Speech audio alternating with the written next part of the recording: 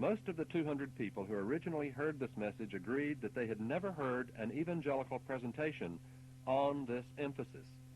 We know you too will appreciate the rarity of this challenge as much as they did. And now, Dr. Paul Brand. Well, I was very grateful yesterday, or was it this morning maybe? I was very grateful this morning to recognize that Sid had let me talk about hands,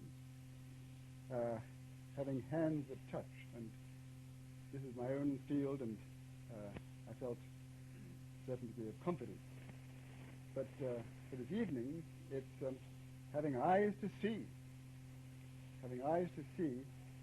our opportunities, and I felt highly incompetent to talk about eyes, but I do have a wife, and so I thought I'd let her at least ask her to introduce this subject.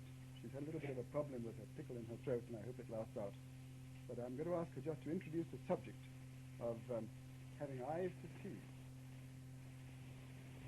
This is my dear Margaret. Some of you have met her. She's gorgeous.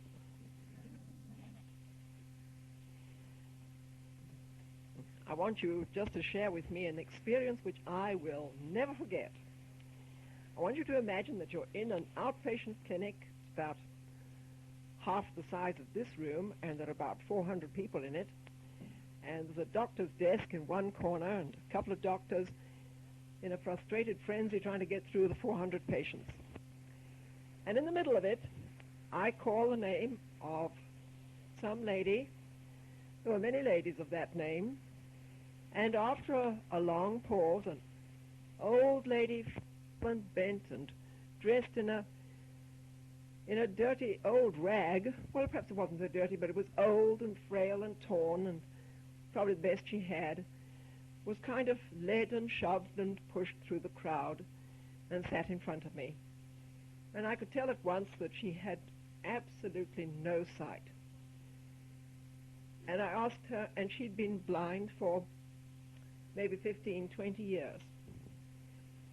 And I didn't quite know what she expected of us, but I don't think she knew that she was in an eye hospital. She just had been brought there.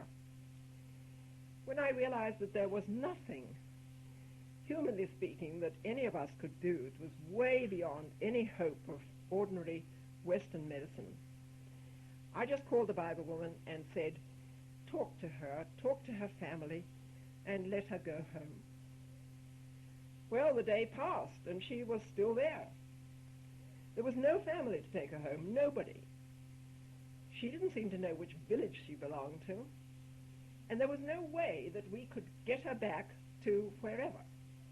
We had her. She was ours. It wasn't the first time we'd been given somebody like that. And we soon realized why she had been given to us. I think the family decided it was time for a vacation from Grandma, and they would give her to us. And she really was very difficult, very cantankerous. She knew a lot of cuss words, and she used them liberally, and she was much of a complainer. The other patients didn't like her. But the thing that irritated the other doctors and me was that she was taking up a free bed. And oh, those were so precious. We had an inpatient bed range of about 80 beds. We seldom had less than 120 patients in those 80 beds. The other 40 would be on the floor. But it meant free diets. And that was something which we couldn't just write off. We had to account for every diet we used. And we couldn't do anything to help her.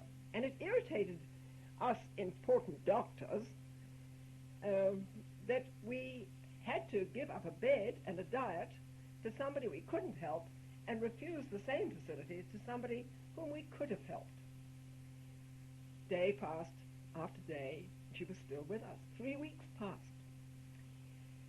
And we noticed that she was kind of mellowing. She'd sort of settled in.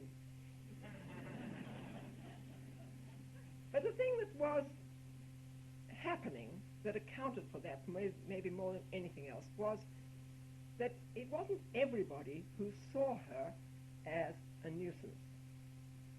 Someone, I think her name was Ruth, saw her as a person desperately in need of loving and caring for. Ruth was a very simple, humble Christian. She worked as a ward assistant. She had about a third grade education, and she earned perhaps $20 to $30 a month, maybe less. But out of that, she spent money on this old grandma. She spent time. She spent herself. And when the time came that the old grandma was discharged, finally the family did show up and took her back. And we kind of thought, oh well, in a sense, good riddance. Now we've got the bed. We can admit somebody else and do a better job. But we never thought that something more had happened. Because 6 months later, a group of evangelists going through a certain village found that people were not just mildly curious about the songs they were singing and the drama that they were enacting. They always acted the gospel. But they came running. And as soon as the music stopped, they said, tell us more about this Jesus guy. And so the evangelist said, oh, you know about him? Someone has been and told you? And they said, it was that old grandma. She was so changed. She didn't have much theology.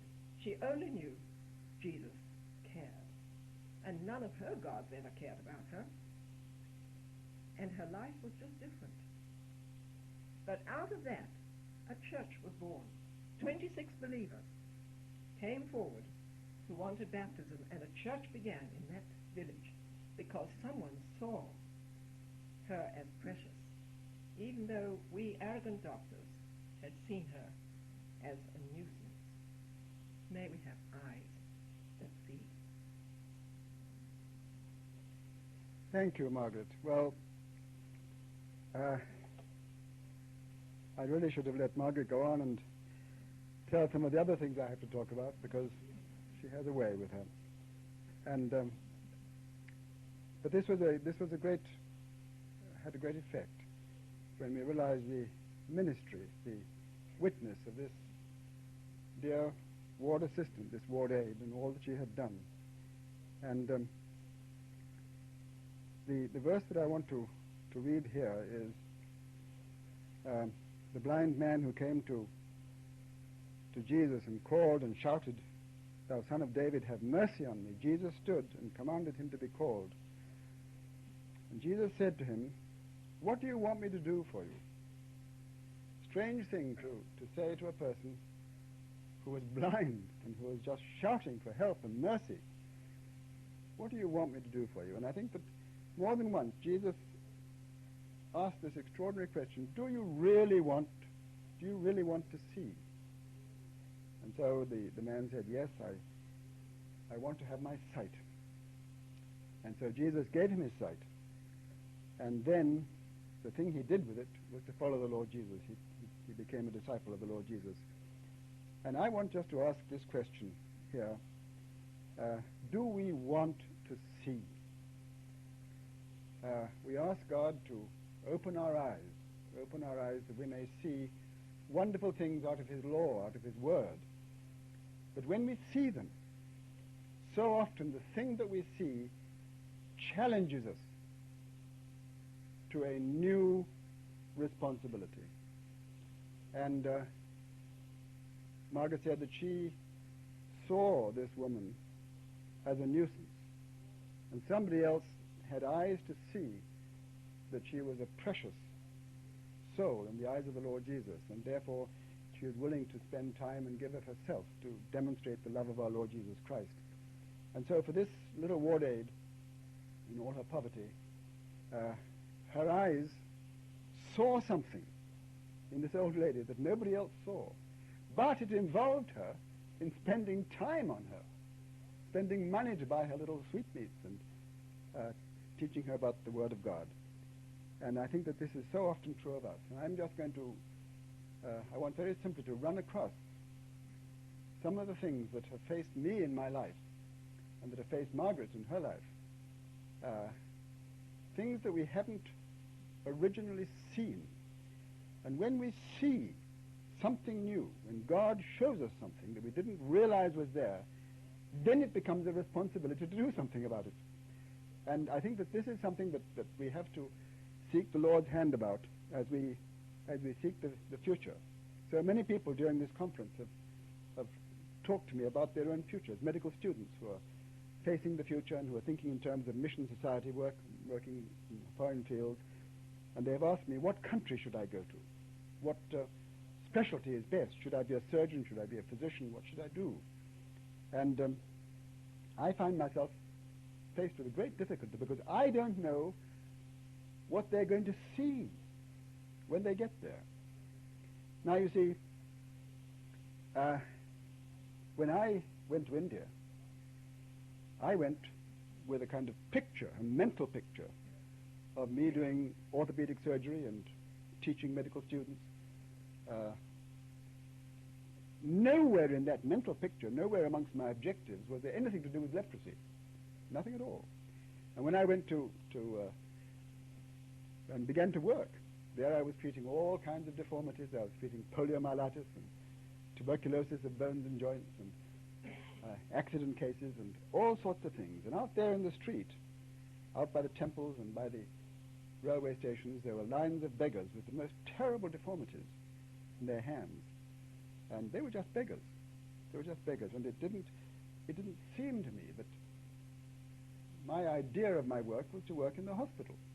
And there in the hospital, the people who came to me, they were my patients.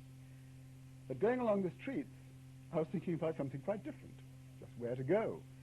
And therefore I didn't ever really see these patients. And it wasn't until Robert Cochrane, great man of God, physician who was a great leprosy specialist, invited me to come and visit his institution on the excuse that he'd give me a cup of tea. And he took me out into the open areas of this great leprosarium where there were more than 1,000 patients. And suddenly my eyes were opened. And I think that Bob opened them for me. And I think he had laid the trap. I think he felt sure that if once I really saw it, once I stopped and realized the size and extent of the problem and the misery of these patients and the fact that nobody was helping them, that somehow God would speak to me. And that was the day that God spoke to me. And he spoke to me with such assurance, far more assurance than the assurance that I had that I should go to India. We weren't at all sure as to whether it was the right thing for me to go to the Christian Medical College. But having got there, being in that situation, I had my eyes open to a local need that I hadn't ever been aware of. And it has impressed me how often we go through life just not seeing things because we have our eyes focused on something else. There's a terrible thing called management by objectives and setting goals. Have you ever heard of that? Well, a lot of people think it's a good idea, but I think it's a terrible idea. Except for goals that I shall be talking about tomorrow. The goals that Jesus set for us about loving the Lord and loving our neighbor. I think these overall goals are fine, but below that I think we need a great deal of flexibility. And we need to practice looking for things that we don't really expect to see. I'm a bird watcher now. I just love beautiful birds, and I enjoy watching them and learning something about them. But it only happened after I'd left India. And there wasn't quite so much to do at Carvel at that time, and so I picked up this new hobby, and suddenly I began to realize how many beautiful birds there were around, and I got them all classified. And then I had to go back to India, and I still go back to India every year now because I was on a board. And now when I go back just for a couple of weeks, and I take my binoculars with me. And suddenly I realize that the place where I worked for 19 years is simply crammed full of gorgeous birds. They're flying around, they're diving into the water as kingfishers, and they're woodpeckers, and they're just wonderful birds, and they're bright, and they're beautiful, and they're better than anything we have in Louisiana. And I lived with them for so long, and I never saw them. They're just part of the scenery that went by, and I was always thinking about something else, and so I just didn't see them. And until I had determined that I had to see. And so I think that this is something that I believe God would have us think about today, that we need to pray that God will open our eyes to the opportunities that may be right on our doorstep, or that may become apparent to us as we go to medical group missions or some internship in Africa or somewhere else. And there we shall realize that God has something for us to do that perhaps is more significant than the thing for which we had planned our journey. Following on the line of eye problems and eyes, I'll tell you something about Margaret. She doesn't always miss seeing the things that ought to be seen. She used to go on these eye camps where a couple of 100 patients sometimes would be operated upon for cataract just by 2 or 3 physicians working with a group of students out in the villages. Tremendous enterprises which we haven't got time to talk about in detail.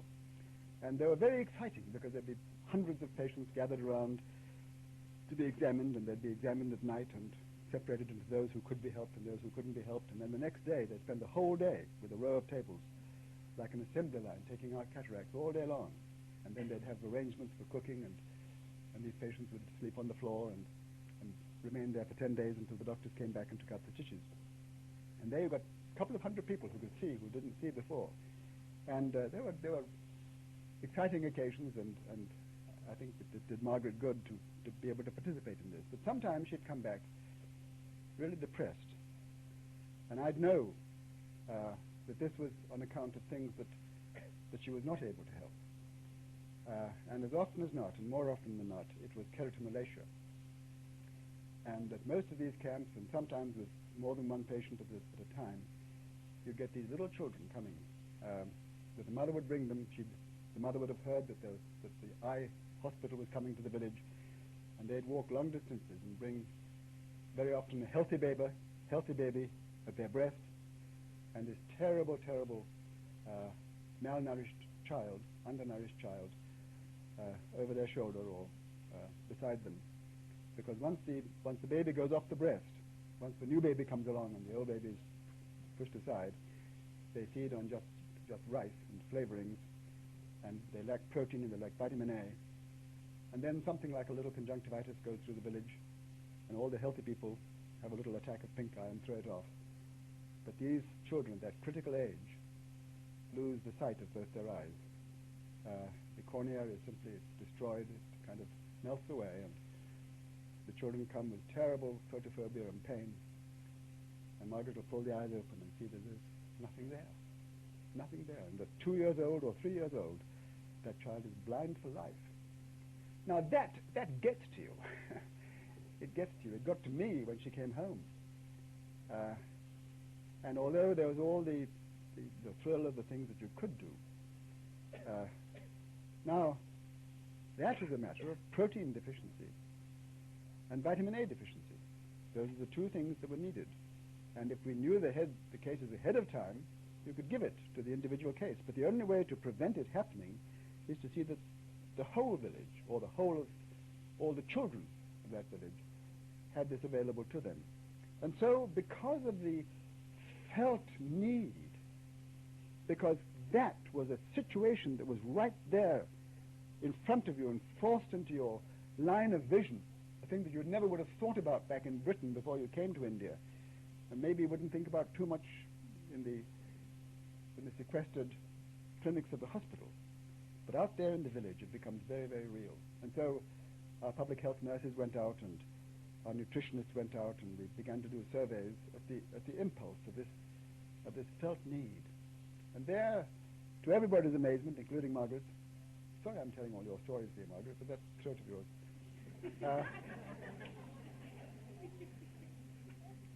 It was found to their amazement that around these same villages where these keratomalacia children came from, there was growing a green herb which was good for food. We call it kiri. And it grows everywhere like a kind of weed, and people don't eat it much, but there it is. And it's one of the richest sources of vitamin A. And all we had to do was to get the public health nurses to pluck this weed and to plant it and grow it in their garden and to feed it to the little children, and the vitamin A problem would be solved. And then the protein, more serious. Now these people need some cash crops as well as food crops and their cash crop was peanuts. But they needed the peanuts for the cash. But the thing that brought in the money was peanut oil. So they had these mills where you crush the peanuts and the oil flows out, and you collect the oil and you sell it, and that brings in good money for the village.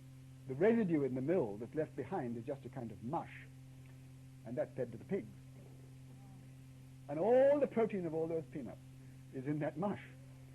And so we got the help of the Pasteur Institute to turn that mush into a kind of powder that looked like milk, and that today is being fed to the appropriate aged children. And so right there is the solution to the problem, if only one can get the education and get the nurses to work on it. And I sometimes feel that kind of approach, more and more, we have been recognizing that we go to a country like India and we bring all sorts of equipment and fancy surgery and things that are familiar in the West, but back there in the villages where people are struggling to survive, where the children are dying of diarrhea, dysentery, and where the babies are growing up blind because of keratomalacia, that's the area where we feel that Jesus Christ would be, because he would have sensed the need, and he would have gone to the heart of the problem and to help the people in this situation. And so that one becomes aware, one begins to see the things that are important only when you're there. That's why I think that it's dangerous to be too rigid in our planning ahead. You know, you think you're going to do this, but in fact, you're not doing what you were trained to do in America. You're not even doing the modified job that you do to suit the conditions of India, but you're trying to go back of that, sensing the need for food and for the right way to grow things and for the appropriate soil and for the way in which these people can be helped. Not incidentally, part of the same story, we were talking with ophthalmologists who had been working in Haiti. We've had Haiti in the news recently.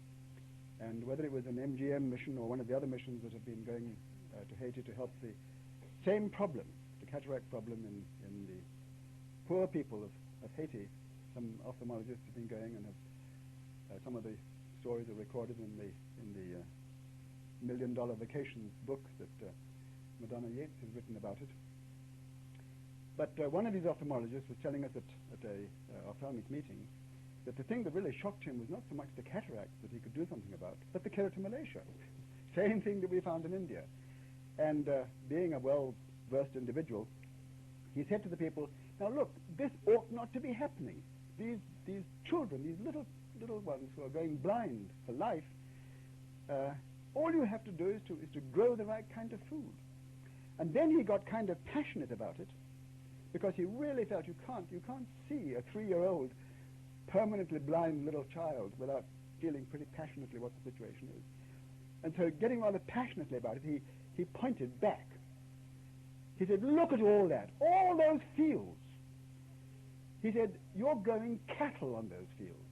You're breeding cattle. And those are beef cattle. Now, he said, the thing that these children need is protein. And what you're feeding those cattle is soybeans.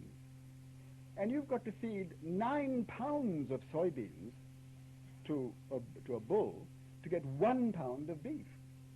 So it is the most, ridiculous way to plan your farming. Plow up all those fields. Take the soybeans and feed it to the children. Plant peas, do all these other things. And you'll be able to get rid of these malnutrition problems if only you get rid of this silly idea that you've got to grow beef. Well, there was silence for a little while. And then the peasants who had come with the patients said, you don't really know what you're talking about. The cattle on those fields are being grown for hamburgers for the United States of America. And all those fields are rented from wealthy landowners, taken away from use by the peasants, in order that Burger King can have bigger hamburgers. It's all for the Americans, nothing for the peasants. And so he was silent. And it's when you when you come into a situation like that, and you suddenly begin to realize that not only can you perhaps give advice to the poor people of various countries to behave sensibly about food and to utilize their resources, and then suddenly it begins to dawn on you in some of these areas, like in Central America, that the real villain is me. We look into the face of the enemy and we recognize ourselves. And we recognize that our lifestyle that demands more and more and more and more never asks the question, at least the people who can have an influence in their own countries don't even know that there is a question. Very, very few people, when they eat a hamburger at Burger King, ever ask, where did this come from? Did it come from the starving lips of the poor? We assume that it was grown somewhere here, or that in some way the fact that we import from some other country really helps the other country. We're bringing them trade, and we don't realize that in most of these countries there is a horizontal barrier between the upper class, who are the landowners, and the peasants, and that the poor and the malnourished and the people with developing territory Malaysia are amongst the peasants. And most of the trade goes to the upper class. And what we are really doing, without intending perhaps to do it at our level, is to increase the barrier, to increase the gap between the rich and the poor in these countries. And yet it's we ultimately who are doing it, we the consumer and we the investor.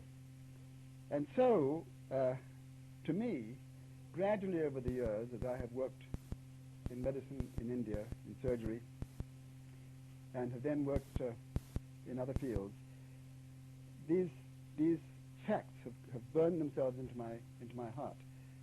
I was in Ethiopia, working at the establishment in the old days when the emperor of Ethiopia was the traditional monarch in the same line of authority as Candace, the Queen of Ethiopia, and the Queen of Sheba, who went to Solomon, and the Ethiopian eunuch who received the gospel from Philip. And there in Ethiopia was the oldest, perhaps the oldest Christian church in Africa, the Ethiopian Orthodox Church, and great history. First of all, of a Jewish tradition, which they had from their old associations with Solomon. The story is that the Queen of Sheba came back from Solomon with a little heir to the throne, who was half Jewish, and that they had adopted the Hebrew religion. And I saw, in those months that I was in Ethiopia, I saw the Feast of Tabernacles, and I saw the whole population of Addis Ababa processing down the great central street of Addis Ababa, with the emperor at the head, because he was the head of the church, and 12 priests in Aaronical robes, the same identical robes according to Exodus and Leviticus, and the Urim and the Thummim and the breastplate and all the ceremonial, and the Ark of the Covenant, exactly modeled on the Ark of the Covenant, with the long poles for carrying it, carried by the priests. And at the end of that Jewish Hebrew procession, when they finished the procession, they met at a lake down at the bottom of the avenue and had a baptismal service, a Christian baptismal service. Fascinating, wonderful, wonderful church, this Ethiopian Orthodox Church. But in those days, while I was working there, long before the revolution, I was, first of all, concerned just about leprosy and about training people how to handle leprosy. And then I was concerned about many other things. And then we had to go out to the leprosy clinics, because we'd established a big control area. And out in the field, we had to go by Land Rover and Jeep, because there were no ready roads. And we found the whole country fissured by these huge canyons of the Blue Nile, tributaries of the Blue Nile.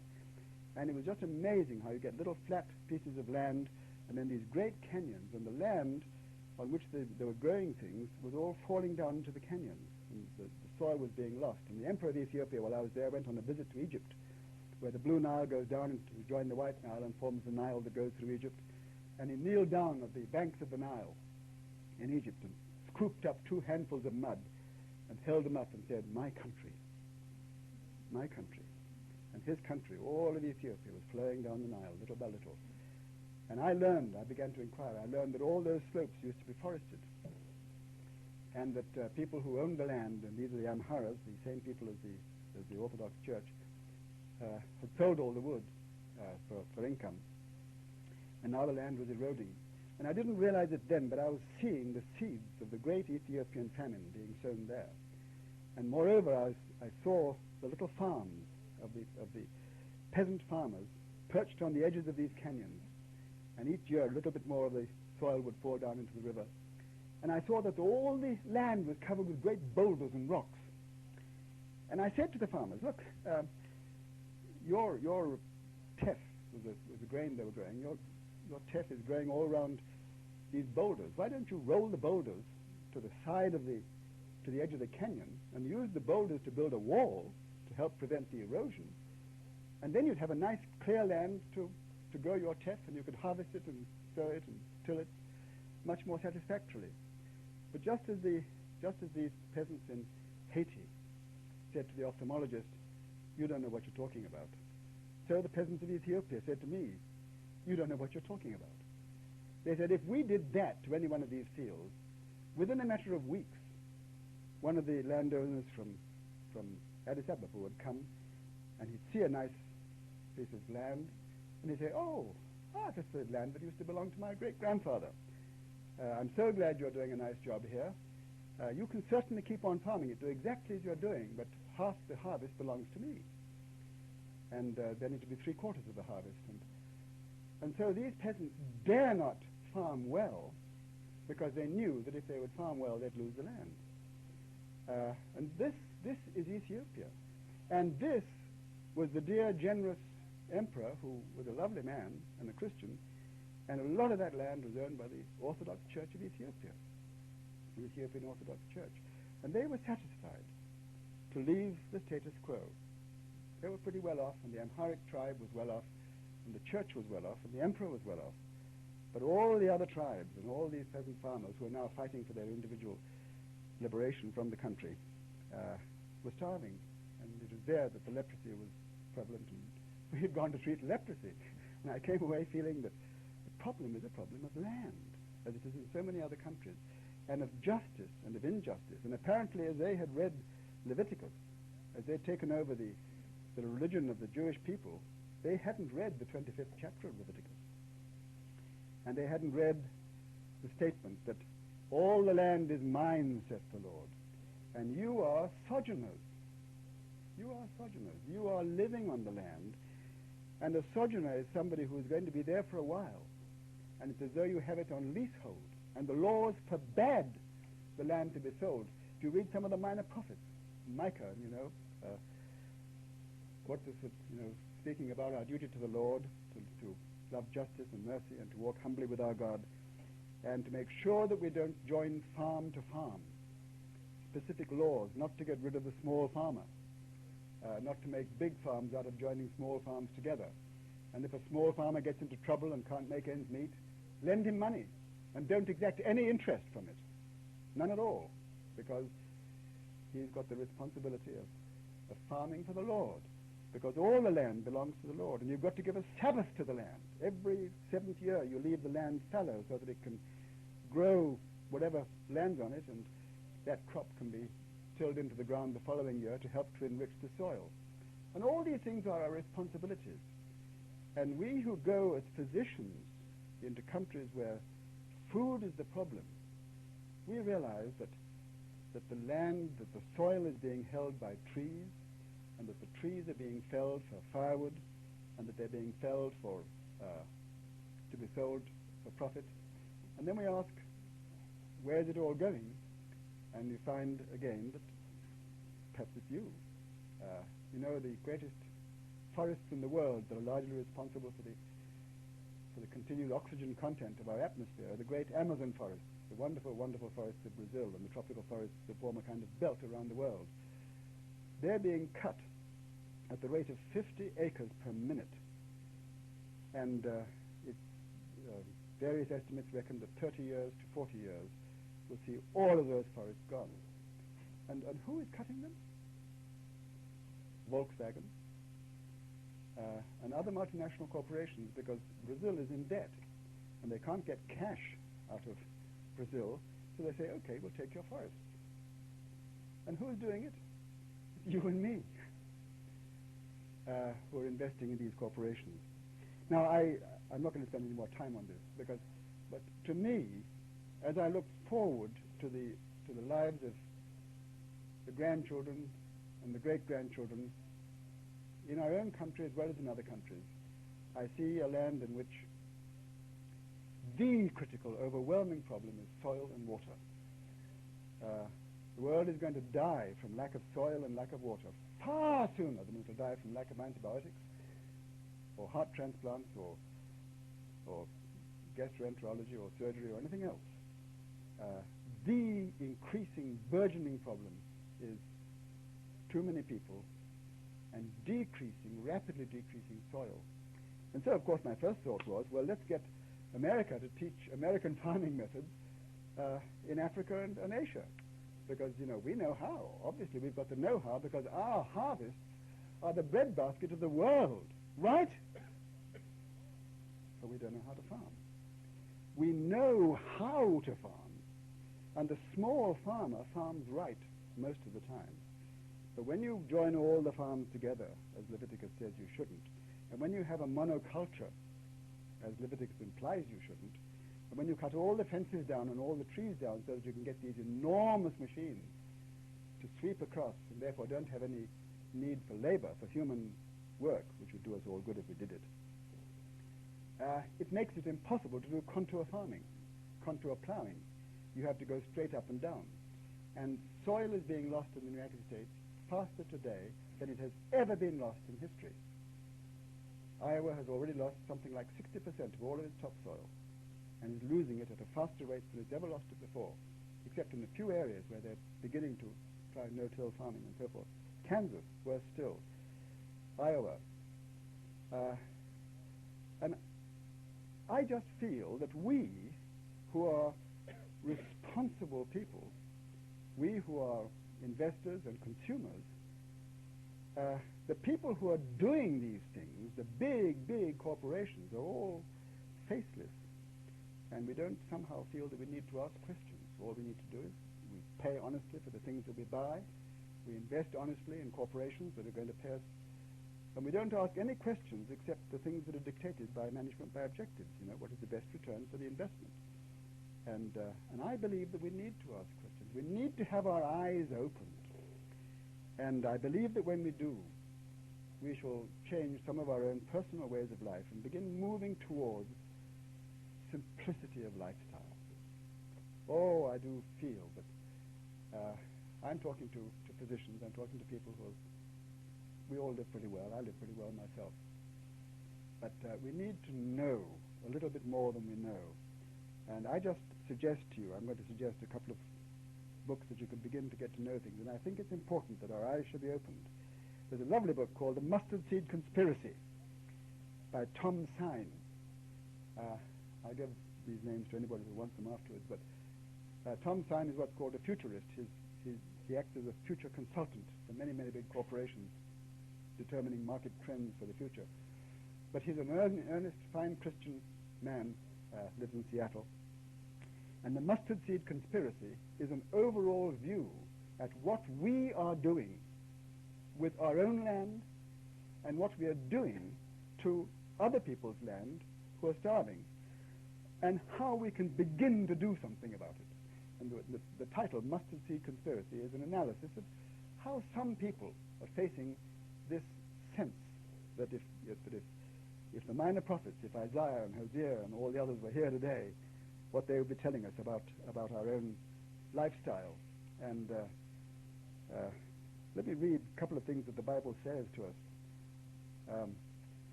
Creation marred by man's sin. Isaiah, the earth dries up and withers. The whole earth withers and grows sick. The earth's high places sicken, and the earth itself is desecrated by the feet of those who live in it, because they've broken these laws. We're talking about the Levitical laws, disobeyed the statutes, and violated the eternal covenant. And then Hosea takes it up. The Lord has a charge to bring against you who live in the land. There's no love, no faithfulness. no acknowledgement of God in the land. Because of this, the land mourns, and all who live in it waste away. The beasts of the field and the birds of the air and the fish of the sea are dying. That was back in Hosea's day. If Hosea could hear what Jacques Cousteau is saying about the fish of the sea and what many of us know about the land, he'd realize that someone needs to say, let's have a halt. Let's consume less. Let's realize that growth, the gross national product and the market indicators are not the most important things in the world. We'll talk about that a little bit tomorrow. Now, let's turn away from this for a moment. There's some other, incidentally, I think it's interesting, as I was looking through the books that I wanted to recommend to people who might want to follow up on this, I saw that the church, because I know the church is doing things in some states, particularly working amongst rural farmers to help them to make a living. But there's one state in the Union is doing a little bit more than other states, and that, believe it or not, is North Carolina. And there's a nice book put out by the Land Stewardship Council of North Carolina, which is a church-initiated, church-oriented organization. Anybody know about it? Somebody knows about it. But this is the Land Stewardship Council of North Carolina, an organization initiated by members of our churches and of the Catholic Church too. And the title of the book is Stewardship of the Land in North Carolina. Stewardship of the land in North Carolina, how the church is trying to ensure that what land there is will be there for our great-grandchildren and be properly utilized. So that's amongst other books. Another book, of course, that you must read is Freedom of Simplicity by Richard Foster. I'm sure many of you have read the Celebration of Discipline by Richard Foster. Well, that same remarkable fine man, in the same beautiful English, has written a book called Freedom of Simplicity. And it's published by Word Books, by Harper and Row, I think. So get hold of that one too. But let's look at some of the other things to which I feel we need to open our eyes, or ask God to open our eyes to situations that are right where we are. You see, the theme of what I've been saying now is those of us who've been working overseas have realized that the reasons that we went overseas are less important than the things that we have seen after we've gotten there. And the sense that we have of the need and the pain of the local people, there are fundamental issues in those lands which take precedence over the things that we went there to do. And that's why I think that it's so important that church councils and missionary councils in this country should not sit down and dictate exactly what the missionaries do when they go out to Wangaloo or wherever they're going. What we need to do, what we need to feel that we're doing, and as members of the Church of Jesus Christ, we need to have people who are willing to serve Jesus Christ overseas. They may be doctors, they may be from many other professions, they may be ministers of religion. And when we send them out to these other countries, we send them as an arm, as a member of our church, as if it was our own hand going out and exploring an area and seeing what needs were. And then we should rely upon their sense of compassion. As we were saying this morning about the hand, that the skin of the hand full of the nerve endings that are an outreach from the brain, from the head of the church. And I believe that when a man of God or a woman of God goes out to South America or to the Caribbean or to Central America or to Africa or to the village clinic, and perhaps away from the village clinic to the farmlands behind it or some other thing, well, then we should say to them, God bless you, brother, God bless you, sister, we're with you, because you are part of the same body that we're part of, and this is the kind of thing that Jesus Christ would do if he were able to speak to us about it. Just round about us here, I was so delighted to hear that you're having a conference with Peter Bolins about the response of the church, a response of the medical community, the Christian medical community, to the medical needs of rural people. I had the privilege of doing what I'm doing here, also in Jackson. Was it last year when we had the regional CMS meeting with the CMS in that region? And Peter Bolins was there, and we had the opportunity of spending part of 2 days during that CMS conference, going out in little buses to the rural parts of Mississippi and seeing the clinics that have been set up and supported by the Christian Church, bringing basic health care to the farmers working in these difficult situations where they have little tiny farms and very little equipment, and are fighting not only against sometimes adverse weather and soil conditions, but also against markets that are often rigged against them. And I feel that it's a wonderful thing that these doctors are going out, and the nurses, and spending their time and sharing the sense of frustration and the difficulty of these farmers who are doing a fine job in Mississippi. And I think it's a wonderful way in which the Christian Medical Society in our own country should be seeking out the people whom we don't see. We need our eyes open to see the plight of the rural farmers in places like Mississippi, like you have in Georgia with the Americas, with the Koinonia groups and others. A tremendous opportunity for us to share in the things that are important to them. He goes along to an X-rated movie, and he realizes that when Iran had its revolution and turned out the Americans and turned out the Shah, that they were right. Because you know how that revolution started? It started with the showing of American films in Iranian theaters. That's what sparked the revolution that threw out the Shah. It wasn't against the big guns and airplanes of America that they were fighting. It was against the immorality and the decadence of America that they were fighting, because they'd never seen anything else. They hadn't been into an ordinary American home. And here we have ordinary American homes and people who want to be missionaries. And these people, the leaders of their country, are right on our doorsteps, feeling lonely and having nothing to do except just to study. We're not doing anything about it. We are doing something about it, praise the Lord. The church is doing something about it, and many of the most beautiful programs in this country and in Canada are being run by Margaret's and my old students, Dr. Scott from Ludhiana. You know, we get depressed, Dr. Scott and I, sometimes, because so many of the medical students that we trained in India to work in India finish up by coming and working in this country or in Canada. And we think kind of it's a sort of a waste, because our objective was that they should be trained for India. But somehow the blame at least is partly ours, because we trained them in such a way that it was high-level training and therefore difficult for them to apply it in the primitive situation that they would only have in the country where they lived. And so they chose to come over here. But I felt recently very proud, very happy, very thankful that many, many, many of the wonderful Christian programs that are now working amongst overseas students in the USA are headed up by old students from Vellore and Ludhiana. Those of our students who couldn't make it or didn't make it in India and who come over to this country and who were doing very well over here, they have recognized what it feels like to be rejected in a white country. And so they have reached out and they have united, formed church councils amongst Baptists and Presbyterians and Methodists, and brought them all together. They can create miracles. Brought them all together to have a hospitality house for the overseas students. They've done it in Toronto, they've done it in Windsor, they've done it in British Columbia, they've done it in Syracuse, New York, and in many, many other places.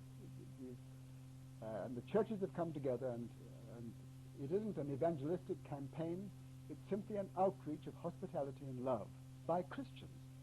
And I think that if we who are working amongst medical students particularly, if we can recognize these foreign students on our own campuses and living in little lodgings within minutes of our own homes, if we can realize that God can open our eyes.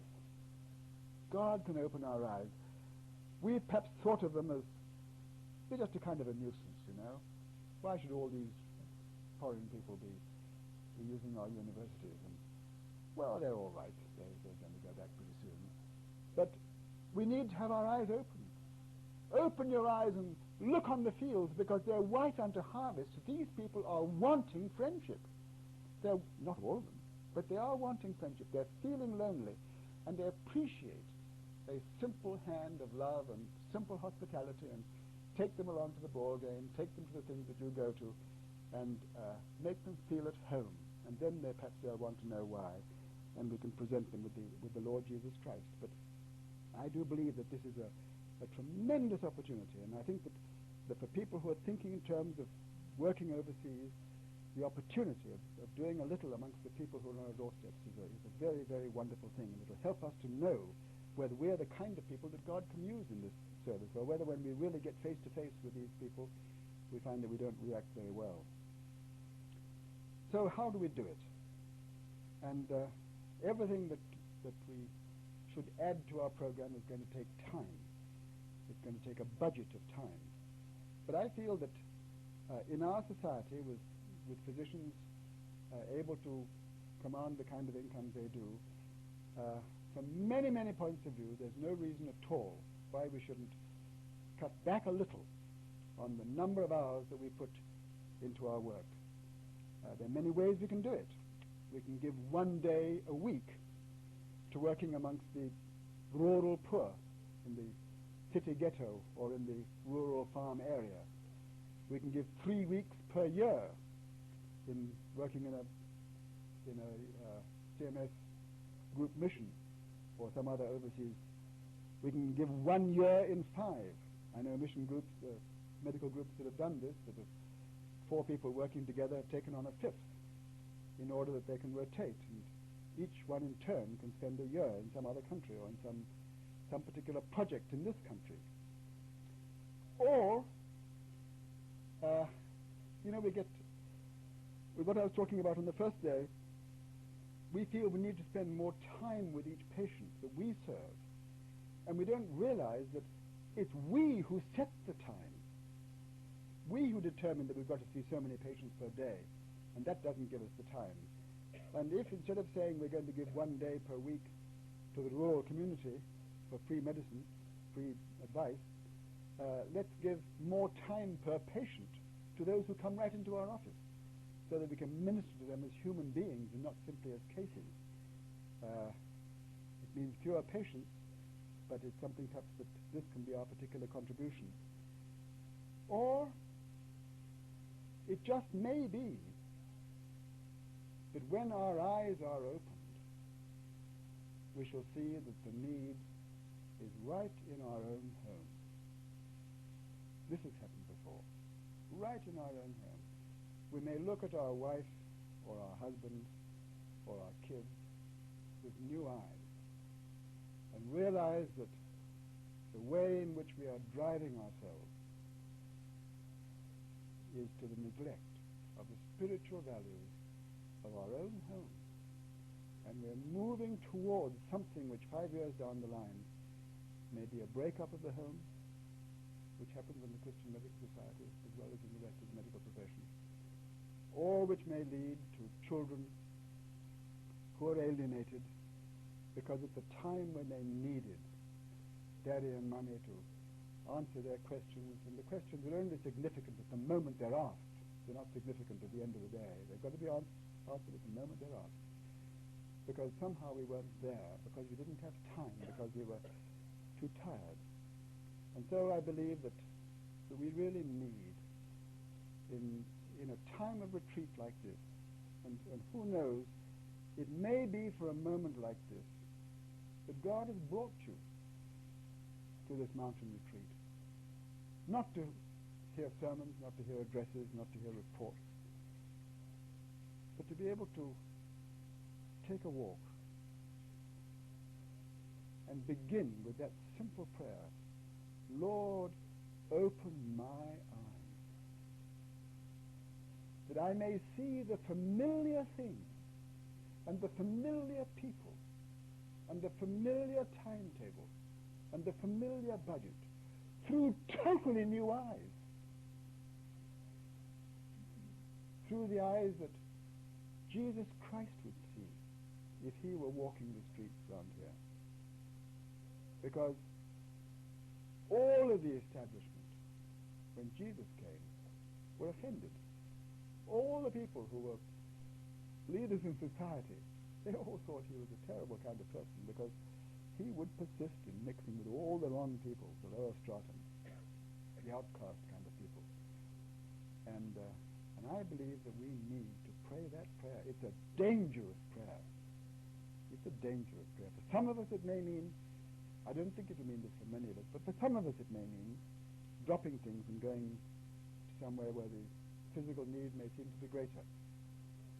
But today, in this day and age, I feel that the mission field so often is here in this country.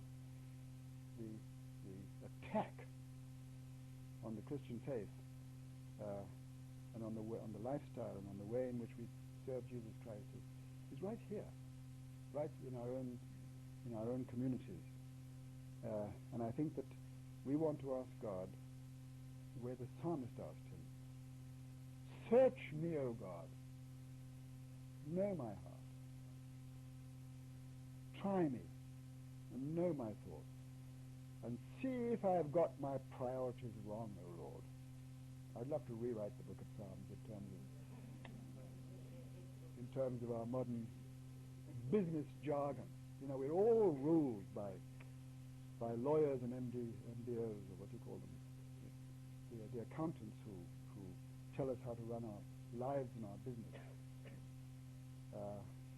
But up here, they're not looking over our shoulder.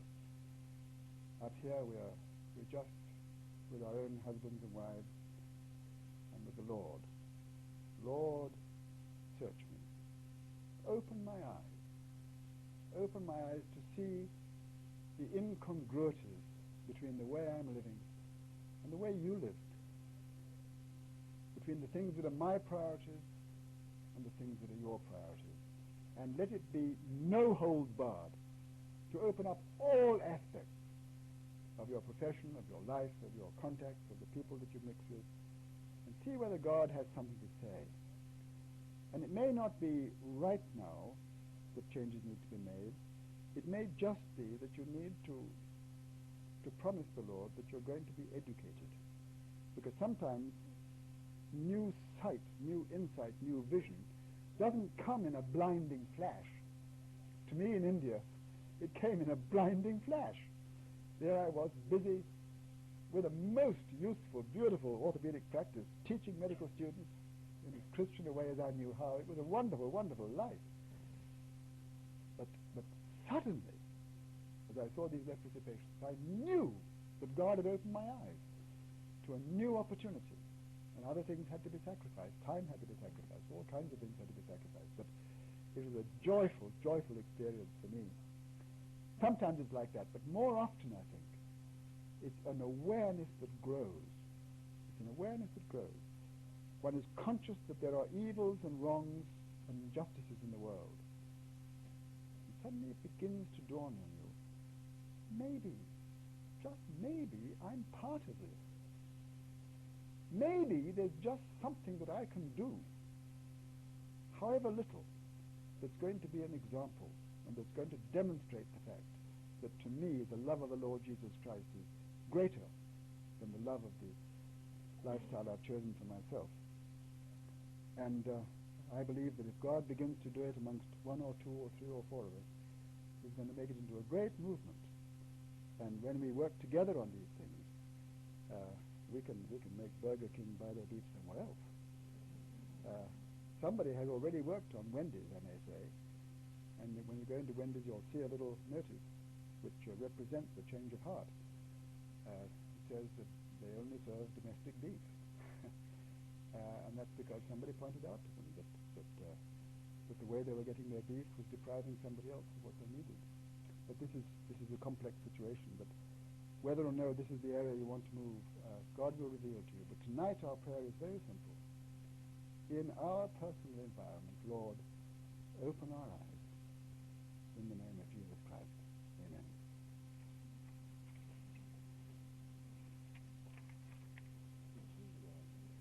Let people just ask questions and discuss this informally for a few minutes while we're Sure.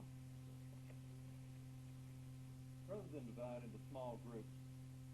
I'm thinking maybe that we could all stay together, and I just wonder if you'd like to have a general discussion. Maybe ask Dr. Brand some questions, or to amplify something, or enlarge on anything. Are there that kind of responses? Okay. You have one, Lee? Or are you just voting for the procedure? Either way. Yes. Well, I'll stand up there. But I'm here this weekend, and with three of my roommates who are all med students, and I'm also a business student. And I wanted to address the question, I just wondered what you think the role of business is in the other, undeveloped countries. Because I see it as a great asset. I don't necessarily see it as a bad asset. No. I think that this is a very important and a very difficult question, because there's no doubt that the countries concerned are asking for business and for help. But there is a way that business does it, which has an objective which is primary for the shareholder, and has to be. This is the way business works. And even the World Bank and the International Monetary Fund, which does a lot of good work, it makes an enormous difference who determines where the projects are to be. Nepal is a good example of this, and in the days when Bob McNamara was head of the World Bank, he used to go hiking in Nepal, and he used to go and inspect the areas himself and determine whether in fact the actual people living there were the ones who are going to benefit. At the moment, Nepal is in terrible trouble because, as you know, it's a very steep country going from high mountains down to the plains, and the only thing that holds the soil for Nepal is the trees. And now, partly because of the pressures, mostly in Nepal, not so much business pressures, but because of the pressures of population, the trees are being felled at a record rate, and enormous amounts of soil are running down the Brahmaputra and the Ganges into the great plains off the side of India, and Nepal is going to be left unable to sustain itself from the point of view of food. And the conditions are all set for it. And what the World Bank has been doing there, started by Bob McNamara, on the whole are very, very good. But in the majority of countries, I think it's fair to say today, the majority of countries, the people who have created the conditions in which the really poor are oppressed are the people who have the literacy and the money and the ownership, who alone can deal with big business. They know the language of big business, they can deal with big business, and therefore they get the whole wealth of the country increases, but the really poor as often as not get poorer. And this is a great dilemma, and there's no easy answer. But where missionaries and individual Christians have gone and lived in these countries so that they're able to sense the actual local need and feel the local need, they are able to set up what begins as a rural cooperative very often and starts to organize people to be able to, for example, in the question of farming, to be able to have cooperatively owned land, and then by purchasing cooperatively to be able to get better rates for fertilizers and whatever they need to get. In many countries, these have been able to generate enough business then to be able to sell to the middleman or to the international business organization and make a profit out of it. But it takes perception and it takes insight, especially in countries like Haiti, and there are many here who've been there and who know that where you allow the whole thing to be managed simply by business, working on the principle of the objectives which have to be the objectives of business, the return to the shareholder, usually, or more often than not, it is not the really poor who get the benefit or who get the jobs. And this is a real dilemma. And I do feel that the whole structure of our society has got to, this a little bit is something we should be touching on tomorrow in a different context, but I believe that where Christians are involved in these things, we have got to be prepared to study the implications. There's no quick or easy answer. And I feel that in Christian colleges, I've talked quite recently at the Hester lectures of the Baptist colleges in the South, which we met in Tennessee not long ago, and I challenged the colleges there to bring together the different disciplines that are concerned with world hunger and world poverty, and to let the departments of theology and of missions and of economics and of agronomy and business have seminars together rather than in isolation. Because as soon as you have banking in isolation, it becomes clear to the bankers what you have to do in order for banks to prosper. And as soon as you have supermarkets all meeting together, it's very clear what you have to do to make supermarkets prosper. But the people who are suffering at the present time are people whom we need, and in this country it's very often the small farmer, and it just is very difficult to get the cause of those who are providing the things we most need to be seen in terms other than maximizing the harvest, even though it may be impoverishing the soil for some future generations. And I appreciate that point because I know it's a difficult situation, but it is the isolation of disciplines at the level of study and planning which determines the fact that any one interest group is considering mainly its own interest. And there is a kind of a fiction that if everybody looks after their own interest, it'll benefit to the interest of all. But it doesn't. It does in some cases, but it doesn't in the poor countries of the world. And that's one of the reasons why I think it's important and good that those of us who go out to do internships in other countries as part of our medical student courses and things of this sort,